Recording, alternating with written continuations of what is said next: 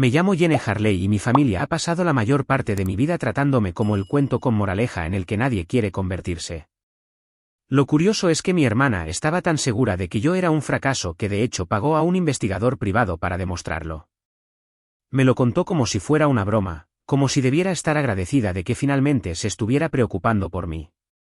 Había una pequeña sonrisa en su rostro cuando me advirtió que se avecinaba una gran sorpresa, como si toda mi vida estuviera a punto de ser sacada a la luz y exhibida. Pensó que el informe finalmente le daría la prueba de que yo era exactamente lo que siempre había dicho que era, la metepatas, la carga, la que nunca llegó a nada. Lo que no sabía era que yo había dejado de vivir mi vida para obtener su aprobación hacía años. Tenía mis propios planes, mi propio trabajo y más de una cosa que había mantenido cuidadosamente fuera de las conversaciones familiares. La dejé hablar, la dejé sentir que tenía el control, mientras yo comenzaba a preparar silenciosamente mi propia versión de la sorpresa. Una semana después, el informe llegó a sus manos. No estaba allí cuando lo abrió, pero me enteré de la expresión de su rostro. Por primera vez en mi vida, mi hermana no tenía nada ingenioso que decir sobre mí. Simplemente se quedó en silencio. Y ese silencio fue solo el comienzo de lo que vendría después. Antes de contarte lo que él dijo y lo que pasó después de que me fui, dime qué hora es para ti ahora mismo y desde dónde estás viendo esto.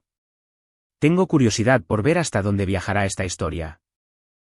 Dentro de nuestra casa cerca de la costa de Jersey, los roles en nuestra familia se sintieron decididos mucho antes de que yo tuviera la edad suficiente para entender lo injustos que eran. Mis padres nunca nos sentaron y nos dijeron quién era el favorito y quién la decepción. Pero la forma en que nos observaban, la forma en que hablaban de nosotros con otras personas, dejaba la clasificación muy clara. Mi hermana siempre ocupaba el estante superior. Yo era la que mencionaban con una sonrisa forzada y un rápido intento de cambiar de tema. Al crecer, todo se convirtió en una competencia silenciosa en la que nunca acepté entrar.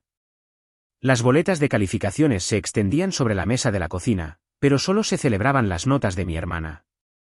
Sus trofeos permanecían alineados en la repisa de la chimenea, desempolvados y reorganizados cada vez que venían invitados. Si yo traía a casa algo de lo que estaba orgullosa, generalmente terminaba pegado con un imán en el costado de la nevera, medio escondido detrás de las listas de la compra y las tarjetas de citas. Nadie tenía que decir que sus logros importaban más. Simplemente flotaba en el aire como un ruido de fondo. A mis padres les encantaba decirle a la gente lo motivada que era ella, como siempre estuvo destinada a algo más grande que nuestro pueblo costero. Describían su vida como una prueba de que el trabajo duro y las decisiones correctas garantizaban el éxito. Cuando la conversación se desviaba hacia mí, el tono cambiaba de una manera que nunca pude ignorar. Yo era la hija que tenía dificultades para perseverar en las cosas, la que todavía necesitaba encontrar su camino. Esas frases sonaban inofensivas en la superficie, pero se repetían con tanta frecuencia que se me pegaron a la piel como etiquetas que no podía despegar. En las fiestas de cumpleaños, las festividades y las barbacoas en el patio trasero, los parientes se acercaban primero a mi hermana. Le preguntaban por su trabajo, su casa, sus hijos, sus deportes, sus escuelas. Cuando finalmente se dirigían a mí, las preguntas eran más cortas y prácticas. ¿Estaba bien? ¿Tenía suficiente trabajo para sobrevivir? ¿Me mantenía alejada de los problemas? Nadie sabía realmente lo que hacía día a día. Simplemente actuaban como si la suposición más segura fuera que apenas me mantenía a flote. Lo que lo empeoraba era lo normal que todo esto se sentía dentro de mi familia. Mis padres no pensaban que estaban siendo crueles. Se veían a sí mismos como personas honestas y sensatas que simplemente decían las cosas como las veían. En sus mentes, la vida de mi hermana les daba la razón sobre el mundo, y la mía confirmaba todo lo que temían sobre el potencial desperdiciado. Cada vez que nos comparaban, sentía que me empujaban a un rincón que nunca elegí. Aprendí temprano que discutir con su versión de la realidad solo empeoraba las cosas. Cuando intentaba explicar mis decisiones, la conversación se desviaba hacia sermones sobre la responsabilidad y la madurez. Si mencionaba algo de lo que estaba orgullosa, el tema cambiaba a una historia sobre el último ascenso de mi hermana o algún sacrificio que mis padres habían hecho cuando éramos más jóvenes. Finalmente, dejé de luchar por ser comprendida. Era más fácil dejarles creer lo que querían que seguir chocando contra la misma pared. Incluso el ritmo de nuestros fines de semana reforzaba los roles que me habían asignado. Cuando mi hermana traía a su familia de visita, mis padres se iluminaban. La casa se llenaba de planes y ruido y de una especie de calidez performativa que solo aparecía cuando otras personas estaban mirando. Cuando yo pasaba sola, la atmósfera se encogía. La energía bajaba unos grados.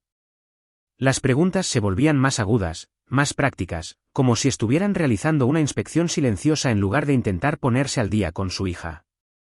Con el tiempo, empecé a notar la frecuencia con la que mi nombre aparecía solo como punto de comparación. Yo era la que se usaba en las advertencias, el ejemplo que se sacaba cuando el adolescente de alguien parecía un poco demasiado indeciso sobre la universidad o el trabajo. Mi vida, o al menos la versión de ella que mi familia elegía ver, se convirtió en una historia que contaban para asegurarse de que tenían razón en todo. No era alguien a quien intentaran entender. Era una lección que intentaban enseñar. A medida que pasaban los años, la brecha entre quién era yo realmente y quién creían que era solo se hizo más amplia.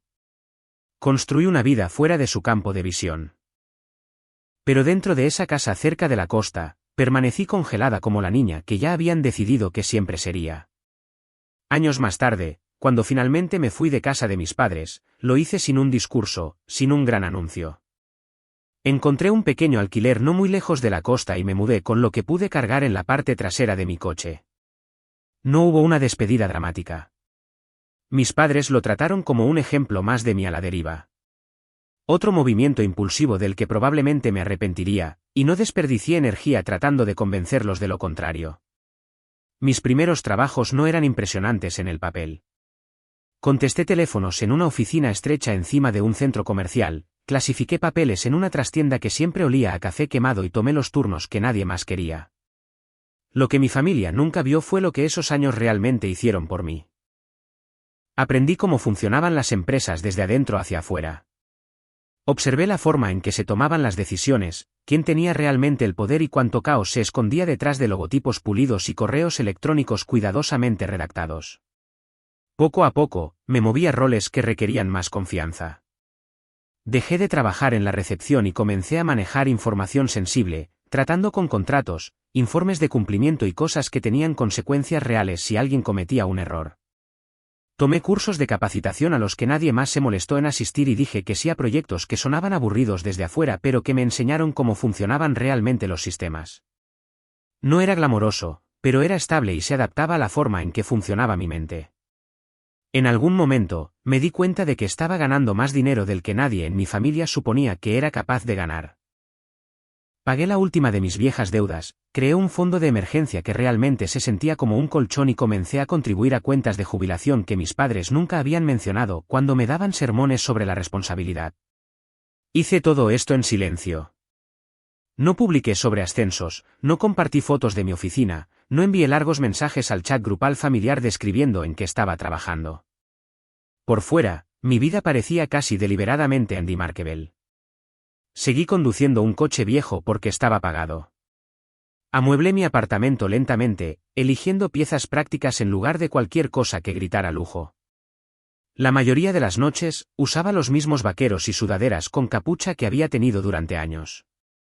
Cuando visitaba a mis padres, no había nada en mi ropa, mi bolso o mis llaves que insinuara cómo se veía mi cuenta bancaria. Para ellos, era más fácil creer que nada había cambiado. La brecha entre sus suposiciones y mi realidad solo se ampliaba cada vez que nos veíamos. Todavía hacían las mismas preguntas que habían estado haciendo durante años, como si estuviera atrapada en el mismo lugar mientras todos los demás avanzaban. Aprendí a dar respuestas cortas que no invitaban a un seguimiento. Dije que estaba ocupada, que el trabajo me mantenía ocupada, que estaba bien. Ninguna de esas afirmaciones era mentira. Simplemente no se acercaban a la imagen completa. Mientras tanto, mi hermana construyó su propia historia sobre mí y la repitió con tanta frecuencia que se endureció hasta convertirse en algo parecido a un hecho. En su versión, yo era la hermana que nunca había resuelto las cosas. La que siempre estaba a un paso de otro error. Presentaba su vida como el modelo de cómo debería ser la edad adulta y usaba la mía como la advertencia de lo que sucedía si no escuchabas. Cuanto más control tenía sobre la forma en que los parientes hablaban de nosotros, menos espacio había para que alguien imaginara que podría haberme convertido en alguien diferente. Escuché fragmentos de esa historia de pasada, un comentario de una tía, una observación perdida en una barbacoa, una pausa incómoda cuando alguien se dio cuenta de que estaba lo suficientemente cerca como para escuchar lo que decían. Nada de eso me sorprendió. Simplemente confirmó lo que había sospechado durante mucho tiempo. Mi hermana no quería entender mi vida. Quería tener razón sobre ella. A medida que se asentaba más profundamente en el papel de la hija exitosa y responsable, mi decisión de mantener mi vida en privado comenzó a irritarla. Para una persona que necesita una audiencia, el silencio se siente como un insulto. Cuanto menos sabía sobre mi trabajo y mis finanzas, más convencida se volvía de que estaba ocultando algo vergonzoso en lugar de algo que simplemente estaba protegiendo. En su mente, mi historia ya había sido escrita, y estaba decidida a ser la que la contara. Esa ilusión finalmente se resquebrajó cuando mi hermana decidió que las suposiciones ya no eran suficientes. Quería confirmación, una prueba que pudiera sostener en sus manos, algo a lo que señalar cada vez que alguien se preguntara cómo me iba. Para alguien que amaba ser vista como responsable y lúcida, la idea de tener un informe formal sobre mi vida debe haberle parecido irresistible. Lo disfrazó todo de preocupación. Me enteré más tarde de que les dijo a mis padres que le preocupaba que pudiera estar ocultando algún tipo de desastre, que sería mejor saber la verdad que ser sorprendido desprevenido. En la superficie, sonaba generoso, pero por debajo era la misma historia que siempre había contado sobre mí. En su mente, no era capaz de construir nada estable. Así que cualquier silencio de mi parte tenía que significar que algo andaba mal. Contratar a un investigador privado le permitió convertir ese juicio en un proyecto. En lugar de admitir que simplemente asumía lo peor, podía señalar a un profesional cuyo trabajo era revisar registros y armar una narrativa. Mi vida se convirtió en un archivo al que pensó que podía comprar acceso. Pagar por ese trabajo la hizo sentir justificada al tratar mi privacidad como un problema que tenía derecho a resolver. Al principio no supe nada de la investigación. Lo que noté fue un cambio en la forma en que mis padres me hablaban. Empezaron a hacer preguntas extrañamente precisas sobre mi horario, mi dirección y dónde guardaba ciertas cuentas. Las palabras en sí eran lo suficientemente casuales como para pasar en una conversación normal, pero el momento era demasiado perfecto como para ignorarlo. Se sentía como si se estuvieran trazando líneas invisibles alrededor de los bordes de mi rutina, apretándose con cada visita y llamada telefónica. La confirmación llegó de la manera que coincidía con la realidad de mi trabajo. Apareció un aviso de un servicio de monitoreo que uso, señalando que se había realizado una investigación detallada vinculada a mi identidad. Fue solo una notificación silenciosa en una pantalla, pero encajó de inmediato. Sabía los tipos de verificaciones que solicitan las agencias y lo raras que son al azar. En algún lugar, alguien había decidido que valía la pena pagar para examinar mi historial. A partir de ese momento, la situación dejó de sentirse como otro malentendido familiar y comenzó a parecer una violación. Hasta entonces, su versión de mí había moldeado principalmente cómo me trataban en las reuniones y en las conversaciones privadas. Ahora, llegaba a mi seguridad y a los límites que pensaba que había mantenido separados de ellos. Comencé a rastrear lo que decían con más cuidado, notando con qué frecuencia mi hermana desviaba las conversaciones hacia mi vida y con qué rapidez mis padres aceptaban cualquier cosa que me hiciera parecer inestable. Cuando el informe finalmente llegó a ella, no tuvo el impacto que ella había guionizado. Esperaba una confirmación ordenada de todo lo que ya creía, algo que pudiera resumir en la próxima cena navideña con ese tono satisfecho y sabio que todos reconocían. En cambio, el archivo en sus manos contaba una historia diferente. Documentaba recibos de pago, títulos, saldos y un patrón de decisiones consistentes que no coincidían con el personaje que ella había construido para mí. Lo que sostenía era la prueba de que no era la carga que siempre había descrito. El informe mostraba trabajo estable, crédito disciplinado y activos que mi familia nunca imaginó que podría haber acumulado. No me hacía excepcional. Simplemente mostraba competencia donde ella había insistido en que había caos. Para alguien cuyo estatus en la familia dependía de ser la única historia de éxito, esa comprensión dolió más que cualquier argumento que yo podría haber ofrecido. Mis padres se enteraron del contenido poco después. El cambio en su comportamiento fue casi inmediato. Las conversaciones que solían girar en torno a mis supuestas deficiencias se convirtieron en preguntas mesuradas sobre mi trabajo, mis planes y cómo había logrado llegar a donde estaba. Había una nueva nota en sus voces, algo así como respeto, pero llegó tarde y por las razones equivocadas. No estaban repentinamente interesados en quién era yo. De repente estaban interesados en lo que tenía. Verlos mirarme de esa manera se sintió más extraño que su antiguo desdén. Durante años, había sido el cuento con moraleja. Ahora casi podía verlos recalculando, tratando de encajar esta información inesperada en la historia que habían estado contando sobre nuestra familia durante décadas. Los números de ese informe hicieron más que corregir sus suposiciones sobre mi vida. Perturbaron la imagen que habían pasado años puliendo, y no estaban listos para admitir cuánto los desestabilizaba eso. En los días siguientes, mi atención se centró en el camino que mi información personal había tomado para terminar en manos de otra persona. El informe que había visto era preciso, lo que significaba que el proceso detrás de él importaba aún más. Había pasado suficiente tiempo cerca de datos sensibles como para saber que informes como ese no aparecían de la nada. Empecé con lo que podía controlar. Congelé mis perfiles de crédito, reforcé la seguridad de mis cuentas y documenté cada alerta que había recibido. Ninguno de esos pasos cambió lo que ya se había expuesto, pero trazaron una línea alrededor de lo que podría suceder a continuación. Por primera vez, mi respuesta a mi familia no fue emocional. Fue procedimental. Traté la situación de la misma manera que lo haría si estuviera manejando un caso en el trabajo. A partir de ahí, comencé a rastrear la investigación en sí. La notificación que había visto era vaga, pero no inútil. Redujo el tipo de verificación que se había realizado y apuntó hacia el tipo de agencia que la habría solicitado. Me puse en contacto con alguien que entendía esos sistemas mejor que yo y le pedí orientación, manteniendo mi explicación lo más distante posible. No mencioné a mi hermana por su nombre. Describí un escenario hipotético y escuché la forma en que mi contacto describió las opciones. Esa conversación me dio suficiente dirección para seguir adelante. Presenté solicitudes formales de copias de cualquier informe adjunto a mi nombre y de los registros de quien los había ordenado. Seguí los procedimientos que había aconsejado a otras personas que usaran, pero nunca pensé que los necesitaría para mí. Llevó paciencia, pero lentamente aparecieron piezas del rastro. Una empresa externa había compilado el informe. Un cliente lo había pagado. La solicitud se había enmarcado como una verificación de antecedentes vinculada vagamente a la preocupación por la inestabilidad financiera.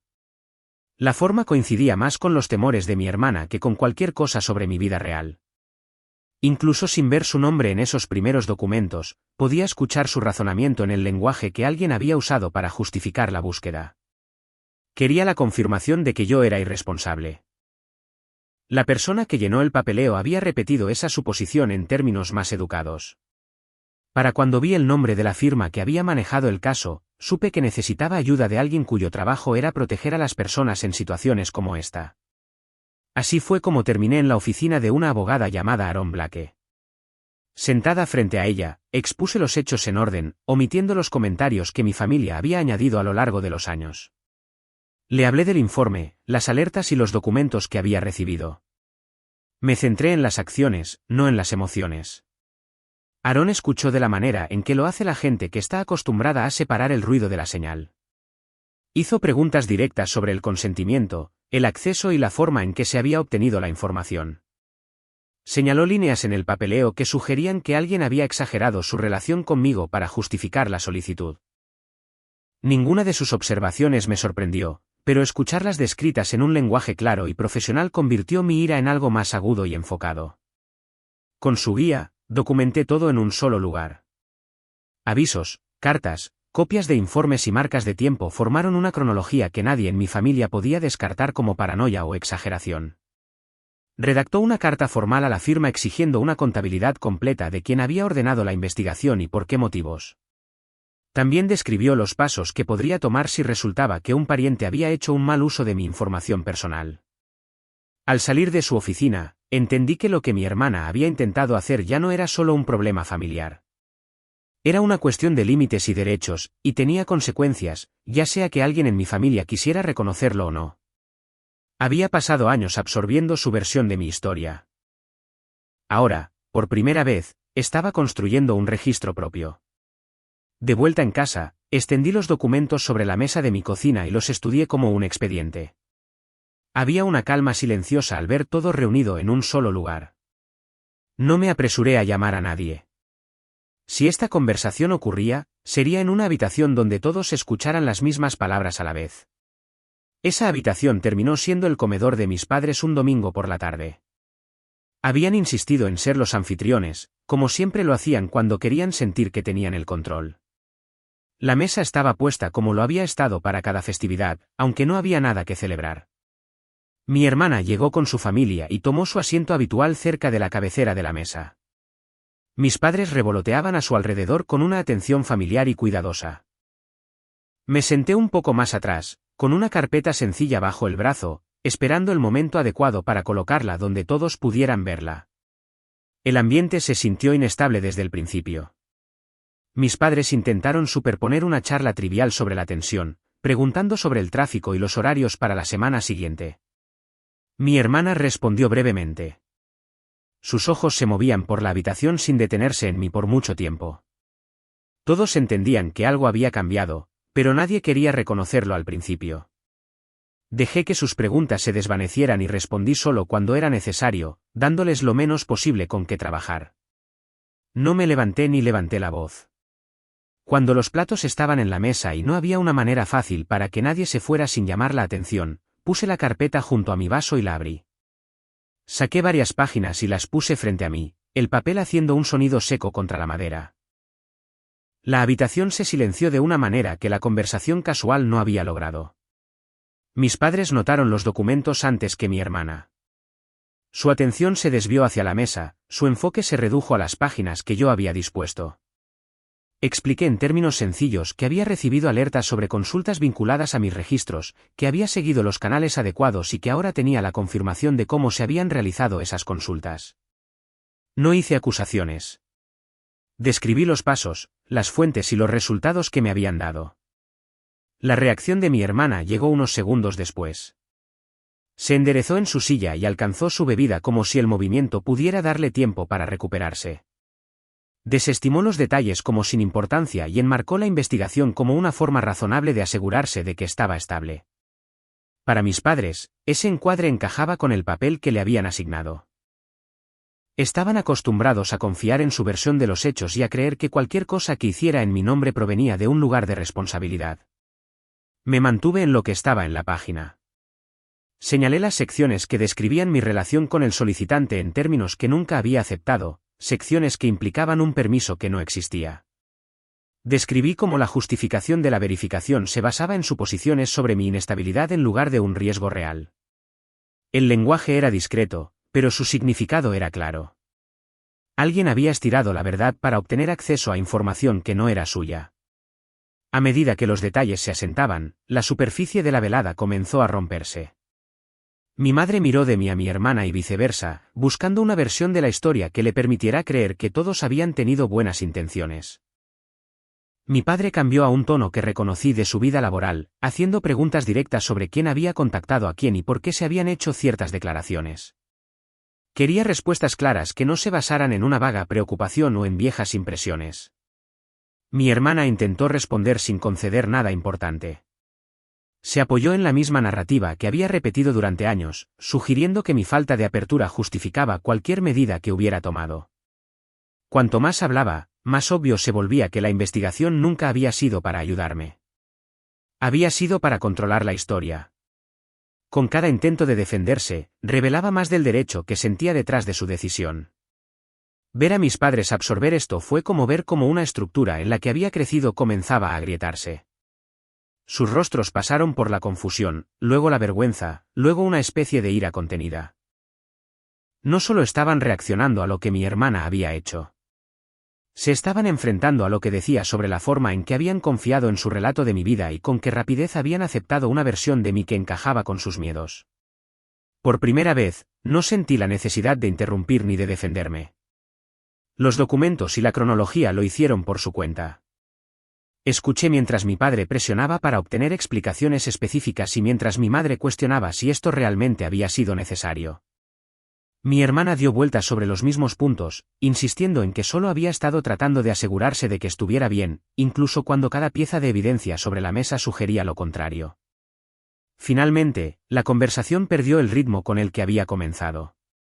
Las voces se superpusieron, luego bajaron, luego volvieron a subir. No hubo un momento dramático en el que alguien se levantara y anunciara una revelación. En cambio, hubo un reconocimiento lento y desigual de que los viejos roles en nuestra familia ya no encajaban con lo que tenían delante. Para cuando se retiraron los platos y se limpió la mesa, la certeza que una vez había rodeado el juicio de mi hermana no parecía tan sólida como al principio del día. Las semanas después de ese domingo, mi vida cambió de maneras que eran sutiles por fuera y permanentes por debajo. No hubo un anuncio, ni un enfrentamiento final. La distancia creció a través de decisiones ordinarias. Dejé de decir que sí a las visitas que me dejaban agotada, dejé sonar ciertas llamadas y respondí a los mensajes con respuestas cortas y neutrales que no invitaban a más. Mis padres intentaron restaurar un ritmo familiar, solo que ahora había un cuidado incómodo superpuesto a todo. Pasaron de sermonearme a ofrecerme ayuda, pero las ofertas llevaban la expectativa de que todavía protegería la imagen familiar. Estaban menos enfocados en lo que me habían hecho y más preocupados por cómo podría verse nuestra dinámica fracturada para los demás. Querían paz sin reconocer el costo que ya me había supuesto. Mi hermana tomó un camino diferente. En lugar de asumir lo que había puesto en marcha, endureció el control sobre su lado de la narrativa. Me eliminó de las conversaciones familiares y se presentó como la que lidiaba con una situación que supuestamente yo había creado. En el pasado, esa versión de los hechos se habría asentado como un hecho. Esta vez, había un archivo, una cronología y un rastro de decisiones que no coincidían con la historia que intentaba contar. Las consecuencias de sus acciones no cayeron en un solo momento. Llegaron gradualmente de maneras que encajan con cómo se desarrolla la vida en realidad. Hubo preguntas incómodas de personas a las que les importaba más el consentimiento que las apariencias. Hubo conversaciones profesionales que no pudo descartar cuando quedó claro que se habían estirado demasiado los límites en torno a la privacidad y el acceso. Hubo explicaciones que se vio obligada a dar y que sonaban más endebles cada vez que las repetía. Dentro de la familia, la certeza que rodeaba su juicio se erosionó. Los parientes que solían repetir sus opiniones sin pensar comenzaron a contenerse. Mis padres no se volvieron contra ella, pero ya no podían fingir que sus decisiones siempre provenían de una pura preocupación. La duda echó raíces donde había habido confianza ciega. Ese cambio no sanó nada entre nosotros. Sin embargo, impidió que el viejo patrón continuara intacto en el futuro. Para mí, las consecuencias más significativas fueron las que elegí deliberadamente. Con orientación legal, formalicé los límites que una vez había intentado mantener solo con palabras. Actualicé documentos para limitar quién podía acceder a mis registros o tomar decisiones si yo no podía. Ajusté los beneficiarios para que las personas que me habían minimizado durante años no heredaran automáticamente el control sobre lo que había trabajado. Esos pasos no fueron para castigar a nadie. Fueron para alinear mis protecciones con lo que finalmente había aceptado sobre cómo operaba mi familia. A nivel emocional, crear distancia se sintió menos como abandonar un hogar y más como salir de una historia que se había escrito sin mi consentimiento. La casa cerca de la costa todavía estaba allí. Pero el papel que me habían asignado dentro de ella ya no encajaba. Una vez que vi ese papel claramente, quedarme en él por elección habría sido otra forma de estar de acuerdo con la versión de mí que mi hermana había pasado años presentando. Hubo días en que la separación dolió. Pasaron las festividades con menos invitaciones. Las noticias sobre hitos llegaron tarde o nunca. Breves destellos de culpa surgieron cada vez que imaginaba cómo se verían las cosas si me hubiera quedado callada y hubiera dejado que todos fingieran que no había sucedido nada grave. Esos momentos se desvanecieron cuando recordé que la violación había sido una elección, no un error. Alguien con quien compartía apellido había decidido que el acceso a mi vida importaba más que mi derecho a mantenerla privada. Mirando hacia atrás, lo que más me queda no es el informe en sí, sino lo que reveló. Expuso lo cómodos que se habían vuelto mi hermana y mis padres al tratar mi privacidad como algo flexible siempre que sirviera a su comodidad. Durante años, había intentado ganarme un lugar diferente en esa estructura. Se necesitó el papeleo de un extraño para hacerme entender que algunas personas preferirían ajustar los hechos antes que ajustar como te ven. Si hay algo que espero que te lleves de esto, es la comprensión de que tienes permitido alejarte de los roles que te fueron entregados en lugar de elegidos. Tienes permitido definir a dónde va tu información y en quién se confía. Un límite no es un rechazo a la familia. A veces es el primer paso para construir algo más saludable que lo que te dieron. Mi vida no se convirtió en una imagen perfecta después de que me alejé. Simplemente se convirtió en algo que podía reconocer como mío. Todavía vivo cerca de la costa, todavía recuerdo los años en esa mesa de comedor. Pero ya no deciden quién soy. Yo decido qué voces importan, qué historias sobre mí se permiten mantener, y qué estoy dispuesta a tolerar en nombre de mantener la paz. Gracias por escuchar mi historia. Si te hizo pensar en tus propios límites o en tu propia familia, espero que te des permiso para trazar las líneas que necesitas. Y si esto resonó contigo, puedes quedarte, volver por más y compartirlo con alguien que podría estar viviendo silenciosamente algo similar.